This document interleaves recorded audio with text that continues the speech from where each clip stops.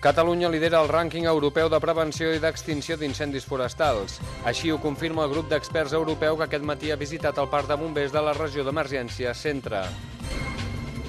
La comarca del Berguedà estrena protocol per prevenir i combatre els casos de violència de gènere. La presentació s'ha fet aquest matí al pavelló Suècia de Berga. El document és una adaptació del que ja adoptava l'Ajuntament de la capital.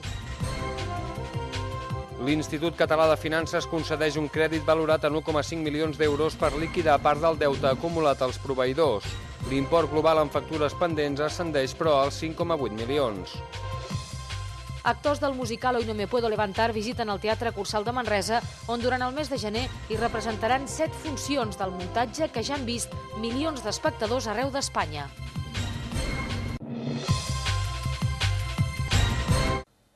Catalunya lidera el rànquing europeu en sistemes de prevenció i extinció d'incendis forestals. L'expertesa que malauradament té el territori en aquesta problemàtica ha servit avui per presentar als participants d'un projecte a nivell europeu els avançats sistemes en organització i gestió en casos d'incendis als nostres boscos. Es tracta del PROMPT, un projecte que té per finalitat identificar els millors casos d'estudi i compartir experiències per millorar l'efectivitat en la prevenció i extinció d'incendis forestals a Europa. El projecte el que busca és també identificar els millors casos d'estudi en cada país i la finalitat bàsicament és, entre altres, per exemple, identificar indicadors per millorar l'efectivitat i el bon funcionament de totes les polítiques d'extinció, etc. La coordinadora del projecte, Natasa Pirgaki, no ha dubtat a assegurar que Catalunya ocupa la millor posició europea a nivell d'organització d'aquestes tasques i ha manifestat que és el territori on hi ha més coses a aprendre i que pot aportar més als altres països. Del mateix parer s'ha mostrat el coordinador del projecte a Catalunya, Eduard Plana, que ha valorat molt positivament la possibilitat de poder aportar l'experiència a altres territoris. D'alguna manera, per nosaltres, ja en clau local, aquest projecte també ens serveix per posar en valor tota aquesta expertesa i tot aquest aprenentatge que hem tingut a Catalunya, malauradament, arrel de diferents incendis, i és important que no només aquesta experiència la tinguem per nosaltres, sinó que també la puguem compartir, aprendre, evidentment, dels altres països, però especialment pel cas de Catalunya, poder explicar aquesta experiència i que ells agafin les millors idees. En aquest context, els participants del projecte, provinents de 7 països europeus, han visitat aquest matí el Parc de Bombers de la Regió Central d'Emergències a Manresa, on han descobert les seves instal·lacions i el funcionament de les ADF. Més tard han visitat la urbanització de Canet de Fals, a Fonollosa, on se'ls ha presentat els plans de protecció i evacuació de la urbanització en cas d'incendi. Del projecte en sorgirà un llibre anomenat Sobrevivint als incendis, que recopilarà tota la informació recollida pel projecte i exemples dels millors casos d'estudi amb l'objectiu de funcionar com a full de ruta en l'actuació de futurs incendis.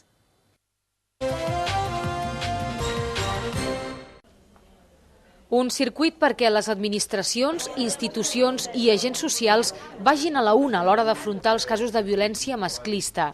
Aquest és l'objectiu del protocol per a l'atenció de víctimes d'aquest tipus d'agressions que s'ha posat en marxa a la comarca del Berguedà. Aquest full de ruta ha de facilitar l'entrada de la víctima a la xarxa assistencial preparada per a aquests casos. L'acte de presentació del nou protocol s'ha fet aquest matí al pavelló Suècia de Berga. Ha sigut un treball d'intercanvi, de consens entre aquestes diferents entitats i professionals per atendre millor a les dones que estan en aquesta situació i també per poder detectar casos que moltes vegades es podien quedar sense atenció. El protocol beu del que ja s'aplicava des de l'Ajuntament berguedà, a partir del qual s'ha treballat amb una perspectiva ara comarcal i que facilitarà a tots els agents implicats en atendre aquesta problemàtica més agilitat i decisió, ja que el document marca clarament quines són les accions que cal emprendre davant d'una situació generada per una agressió masclista. Jo crec que és un document important, és una eina de treball per tal que institucions i entitats socials, com pot ser Creu Roja, com pot ser tota la gent que hi ha participat, moltes institucions hi han participat, des dels equips bàsics d'atenció social, des de salut, des de justícia, des de policia, treballem contra el que és l'erradicació de la violència masclista. La presentació també ha servit per donar a conèixer una nova publicació que recull els recursos existents a la comarca al servei de les víctimes de violència masclista i al servei d'assessorament assessorament jurídic per telèfon que, a banda de les agressions, atendrà també consultes sobre els tràmits relacionats amb les separacions i els divorcis.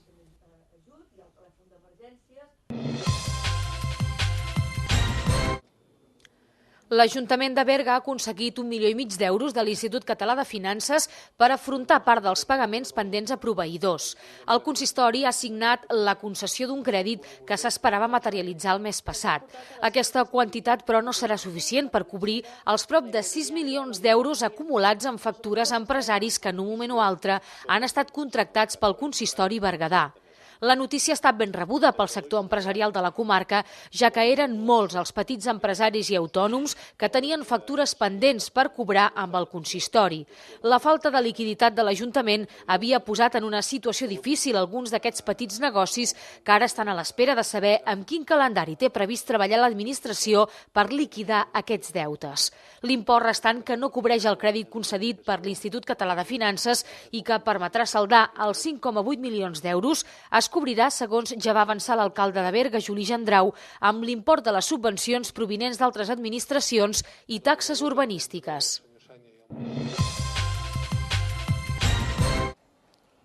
Els noms propis dels guardons vegencs que hi va entregar Jove Cambra de Manresa són l'escriptor Josep Tomàs Cabot, el cuiner Jordi Cruz, el celler cooperatiu d'Artés i la plataforma ciutadana de solidaritat Banc dels Aliments de Manresa.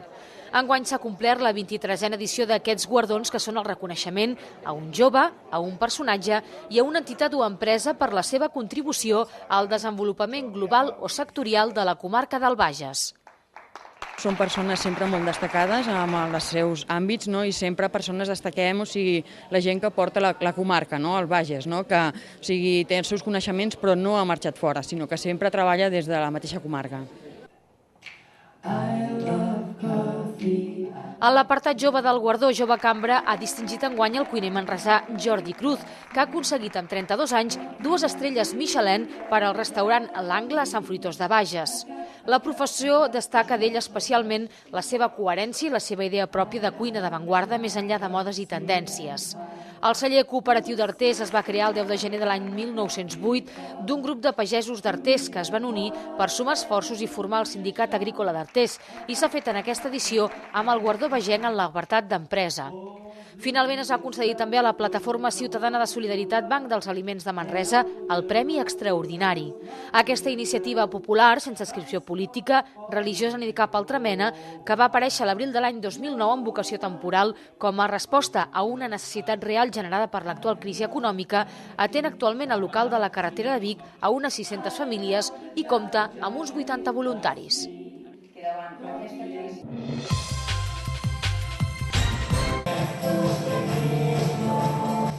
L'espectacle que recopila la trajectòria del mític grup de pop Mecano i que ja han vist més de 2 milions de persones serà el primer gran musical que es podrà veure al Cursal amb prop de 40 artistes dalt l'escenari. Hoy no me puedo levantar desembarcarà a Manresa del 20 al 23 de gener amb 7 funcions. Ahir, 3 dels seus protagonistes descobrien l'escenari de la Sala Gran, impressionats per les instal·lacions de primer nivell del Teatre Manresà. El president de la productora del musical, José María Cámara, es mostrava convençut que l'espectacle seria tot un èxit a Manresa. I és que el Cursal, de característiques similars al Teatro Rialto de Madrid, on es va gestar l'obra, reuneix les condicions òptimes per una gran experiència de proximitat entre actors i públic. Bueno, Manresa va a ser un exitazo, y sobre todo después de ver el Cursal hoy. Es perfecto como enclave, porque reúne las condiciones más próximas posibles a cómo se creó este musical, que fue en un teatro parecido, un poco menos favorecido que este, porque es más pino en el segundo anfiteatro, que es el Teatro el Rialto en Madrid, y que es una bombonera casi como esta. Así que el Cursal es probablemente uno de los mejores lugares donde vamos a poder estar y va a permitir la experiencia más completa que se produce en un No Puedo Levantar, que es la proximidad del público. Hoy no me puedo levantar explica la història d'uns amics que, perseguint el seu somni, deixen la vida de poble i van a Madrid per muntar un grup de música. A la gran ciutat hi descobriran l'ebullició cultural i social de principi dels 80s, enterbolida sovint per l'obscur món de la droga. En total, 3 hores i mitja d'espectacle que prometen un dels èxits més sonats de la història del Cursal.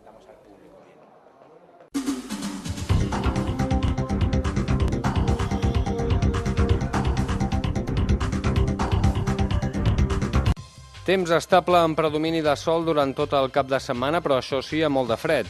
La jornada transcorrerà demà dissabte marcada per la presència de núvols prims que enterboliran el cel.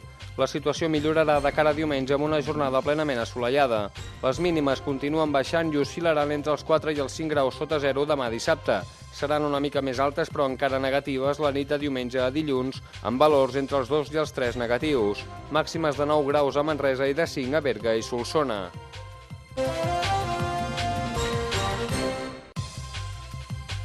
Catalunya lidera el rànquing europeu de prevenció i d'extinció d'incendis forestals. Així ho confirma el grup d'experts europeu que aquest matí ha visitat el parc de bombers de la regió d'emergència Centre. La comarca del Berguedà estrena protocol per prevenir i combatre els casos de violència de gènere. La presentació s'ha fet aquest matí al pavelló Suècia de Berga. El document és una adaptació del que ja adoptava l'Ajuntament de la capital. L'Institut Català de Finances concedeix un crèdit valorat en 1,5 milions d'euros per liquidar part del deute acumulat als proveïdors. L'import global en factures pendents ascendeix, però, als 5,8 milions. Actors del musical Hoy no me puedo levantar visiten el Teatre Cursal de Manresa, on durant el mes de gener hi representaran 7 funcions del muntatge que ja han vist milions d'espectadors arreu d'Espanya.